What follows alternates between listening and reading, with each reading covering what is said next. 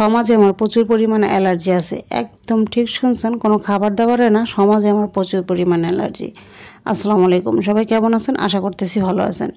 আমি জানি সবসময় আমার চিন্তাভাবনা অন্যদের থেকে একটু আলাদা, আর এই আলাদা চিন্তাভাবনার কারণেই আমি অনেকের কাছে চোখের দুশ্মন, তাতে আমার কিছু যায় আসে না।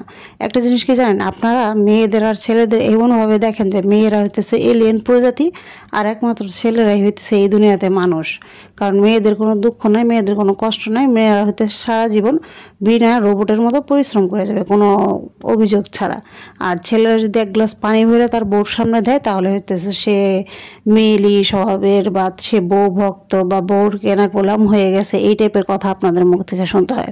আচ্ছা, একটা ছেলে তো অসুস্থ থাকতে পারে, তখন যদি একটা মেয়ে সেবা করে, সে যদি অসুস্থ হাজবেন্ড নিয়ে তার জীবনের শেষ মুহূর্ত পর্যন্ত টিকে থাকে, তখন ওই মেয়েটার আপনাদের দৃষ্টিভঙ্গি বদলায় যায়। সে কিভাবে করতেছে বা কি করতেছে, তার জামাইয়ের অনেক আছে, টাকা আছে, তাই করতেছে। কিন্তু একটা ছেলে যখন একটা মেয়েরে করে, তখন আপনাদের মুখের ভাষা অনেকটা চেঞ্জ হয়ে যায়। মেয়েটার অনেক ভাগ্য ভালো, জামাইটা কত কষ্ট করে, হ্যান ত্যান। কেন মেয়েদের বেলায় আপনাদের এই কথাগুলো আসে না কেন? কী জন্য আসে না?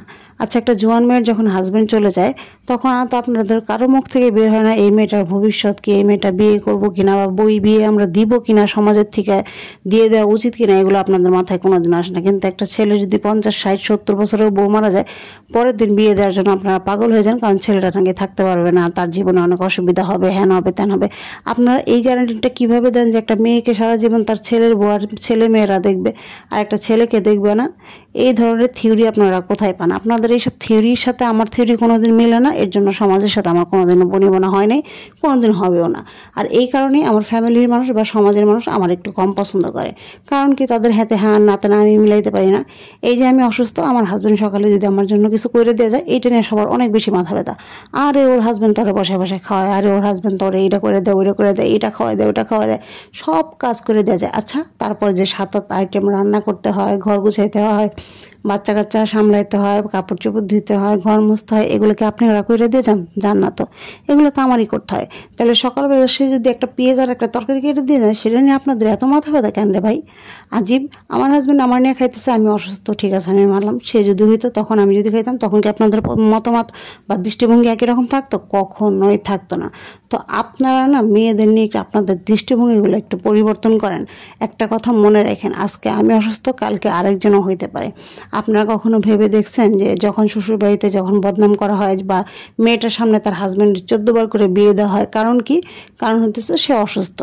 আচ্ছা, সেই বাবার বাড়িতে বা শ্বশুরের মেয়ের যদি কোনোদিন এরকম হয়, সে যদি অসুস্থ হয়, সে কি তখন চিন্তা করবে আমার মেয়ের জামাইটা বিয়ে আমি দিয়ে দিই? তাহলে তো তার দায়িত্ব করে মেয়ের জামাইয়ের বিয়ে দেওয়া উচিত, তাই না? তার ছেলেকে যদি বিয়ে দেওয়ানোর জন্য তাদের এতই মাথা ব্যথা শুরু হয়ে যায়, তাহলে তার মেয়ের বিয়েও তো, তার মেয়ের জামাইয়ের বিয়েটাও তাদের দেওয়া উচিত।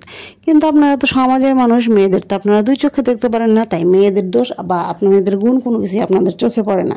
একটা মেয়ের হাজব্যান্ড মারা গেলে, সে সন্তান নিয়ে থাকলে সে খুব ভালো নারী, কিন্তু একজন পুরুষ যদি বউ মারা যাওয়ার পর তার সন্তানদের নিয়ে হ্যাপি থাকে, তাই হইতেছে সে দুনিয়ার মানুষই না, সে হইতেছে আসমানের ফেরেশতা। আর একটা মেয়ে সারা জীবন পরিশ্রম করে যাবে, সে হইতেছে আজব একটা এলিয়েন প্রজাতির প্রাণী। তা আপনাদের এই ধরনের দৃষ্টিভঙ্গির কারণে না সমাজে অনেক মেয়ে অবহেলিত, অনেকে কাজ করতে যেও করতে পারে না।